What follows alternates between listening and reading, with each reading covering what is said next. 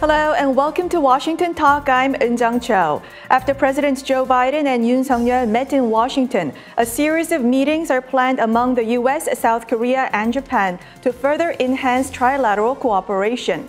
And China, Russia, North Korea are reacting angrily to the results of the Biden-Yoon summit. Today, we discuss how South Korea can best navigate the changing regional security environment.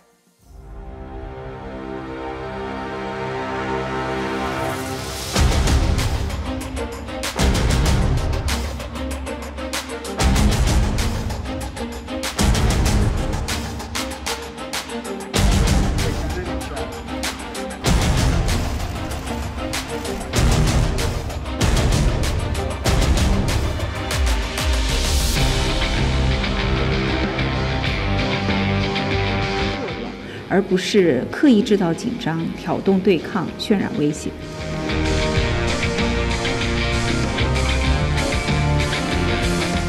So there's no reason for the PRC to overreact or to turn this into something that it's not.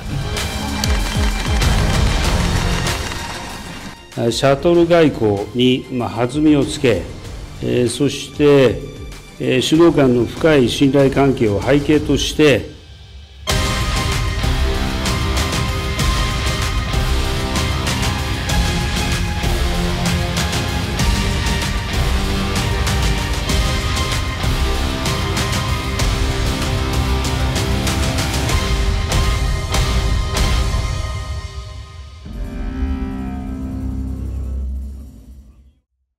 In the studio with me, Ambassador James Jeffrey, chair of the Middle East program at the Wilson Center.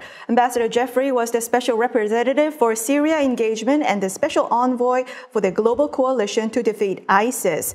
Ambassador Jeffrey also served as the deputy national security advisor during the George W. Bush administration. He was also the U.S. ambassador to Iraq, Turkey, and to Albania. Also joining us, Mr. Dennis Wilder, professor at Georgetown University.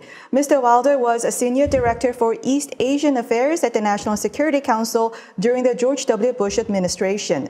Mr. Wilder was CIA's deputy assistant director for East Asia and the Pacific. Welcome to the program. Thank you very much. Thank you very much.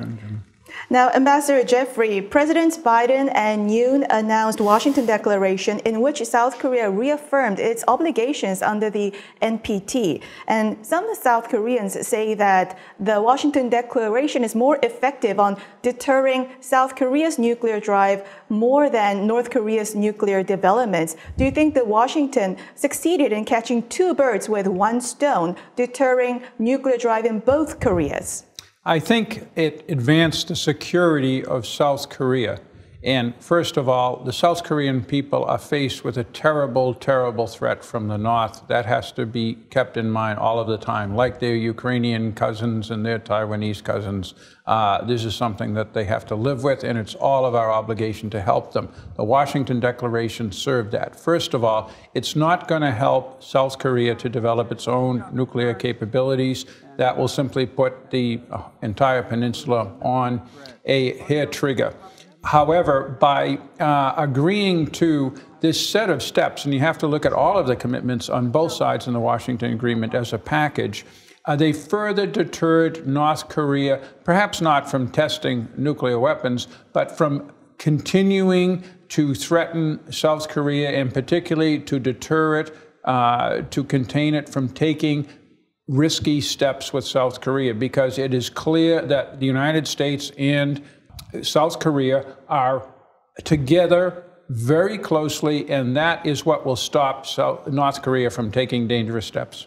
Professor Wilder, Seoul and Washington agreed to launch nuclear consultative group, and South Korean officials say that the nuclear consultative group is more effective than NATO's nuclear planning group because nuclear consultative group is bilateral, whereas the NATO version is multilateral. What would be some of the benefits if you go bilateral rather than multilateral? And do you also agree that this is more effective than the NATO version?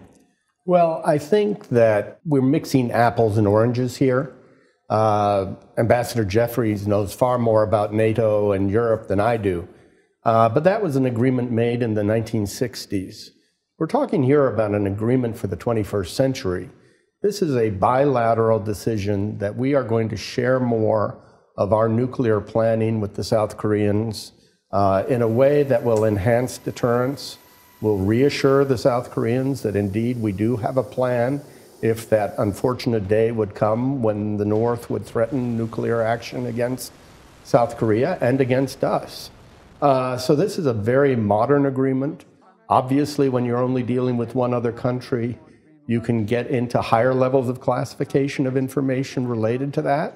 And so I think it's really important to set up this group and to hopefully reassure the South Korean, as was said in the summit, an ironclad assurance from the United States. And that's what this agreement is trying to demonstrate.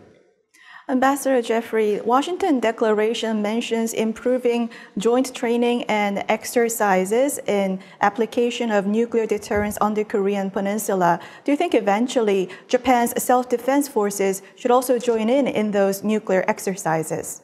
I think that the word nuclear might be a bit of a deterrent for the Japanese given their history, but we already see, just last month, trilateral military cooperation as well as trilateral Japanese, South Korean, American high-level defense and diplomatic cooperation as well as bilaterally between Seoul and Tokyo. This is so important because the bulk of our initial response, as President Biden made clear, will be a decisive, swift, and overwhelming response to any nuclear action by North Korea.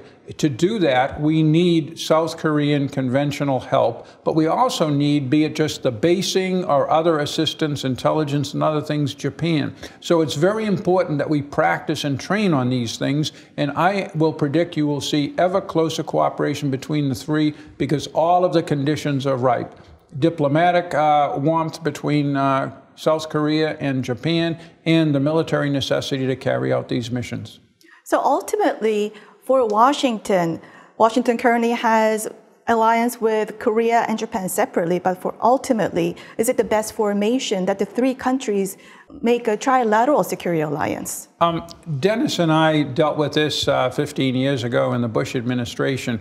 We have in Asia what we call, unlike with NATO, a hub-and-spoke alliance system. That is, the United States is the hub, and then there are the spokes to all of these countries. Taiwan, unofficial but real, Australia, Thailand, Philippines, South Korea, Japan.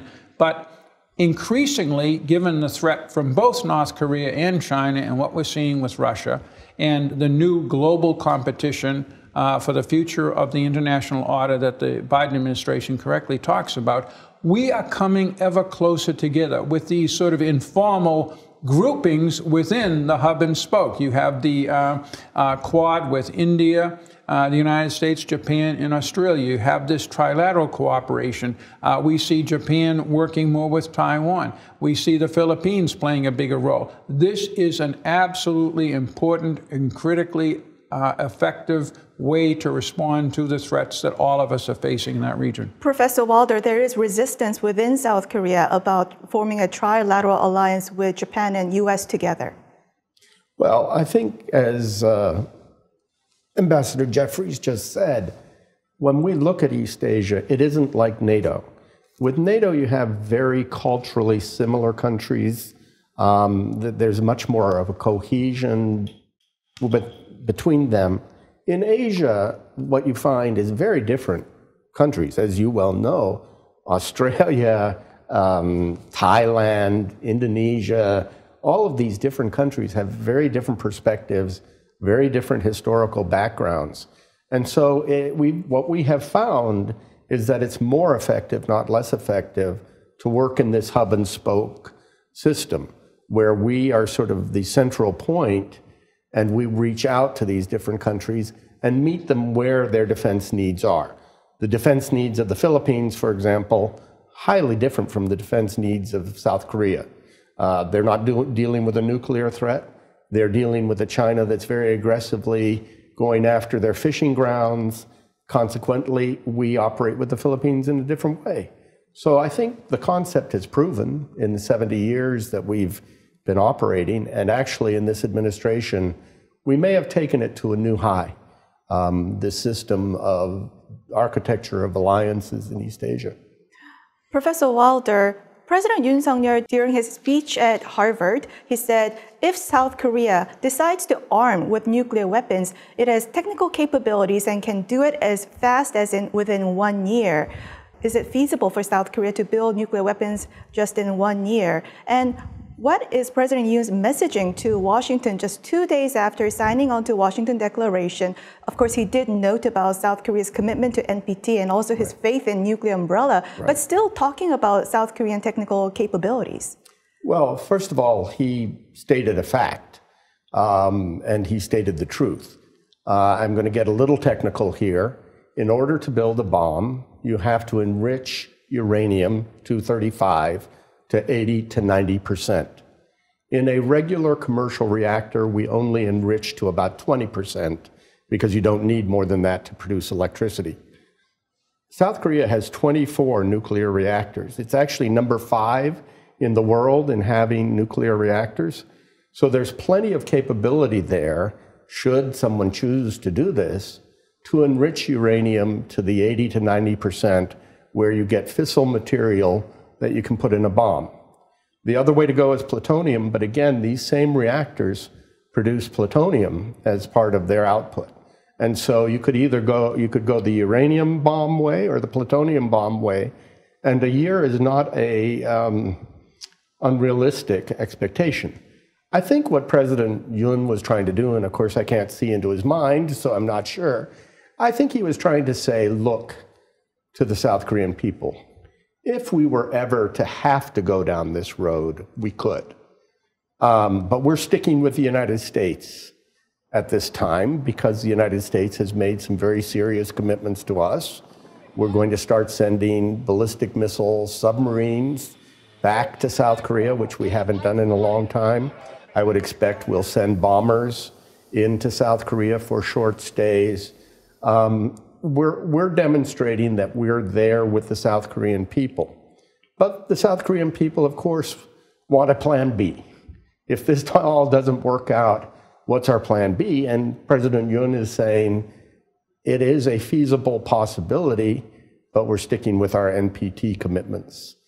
Ambassador Jeffrey, regarding that Washington's serious commitment, President Yoon Suk-yeol mentioned nuclear option back in January, and South Korea's ruling party politicians talked about this several times. 70% of South Koreans want to get their own nuclear weapons. Do you think the Washington Declaration is the result of the constant demand coming from Seoul rather than the practical and real need for it?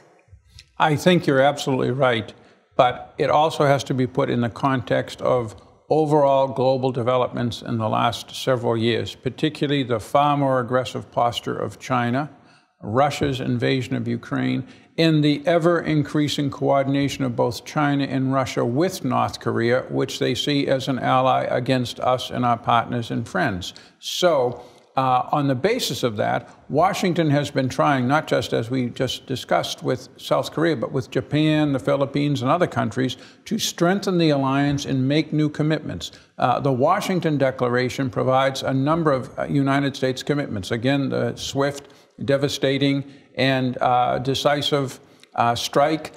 It commits to, as Dennis Wilder said, this submarine visit, which is a very important symbolic gesture. It commits as well to more exercises and more training. So I think we're going to see ever better deterrence collectively against North Korea. So if security situations worsens and if the importance of alliance goes even higher, then do you think Washington may provide something even more, go a step further and provide something more to South Korea? Well, there are several steps you can take. One of them would be, as you know, many years ago, we pulled our tactical nuclear weapons out of South Korea. I suspect that Washington would prefer to do that as a next step, rather than to give the green light to South Korea to, as France did, develop its own nuclear weapons. So there are several more steps we can take, but we're far from that at this point.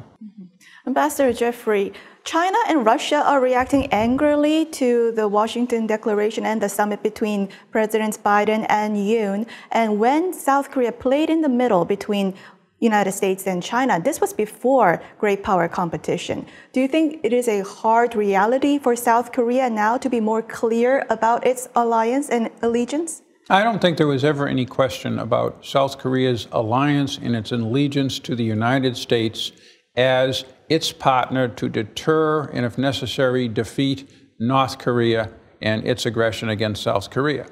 The issue of China as a threat to the global order, and thus the order that Korea and the United States have so benefited from, that's something that has just come about in the last decade or less. We now all realize the threat China poses to us, but nonetheless, we're not trying, neither the United States nor South Korea is trying to break off all relations, particularly trade and diplomatic relations with China. We're trying to deter China while also cooperating with it in some areas. It is absolutely reasonable and probably important for South Korea, which of course China is one of its two major trading partners, and South Korea is important for China as well, to continue that relationship. We don't consider it a choice. We consider it a contribution to the overall set of relations, both cooperation and competition we have with China. South Korea is an important component in that, and they're doing the right thing. South Korea did pursue strategic ambiguity between Washington and Beijing, especially during the previous administration.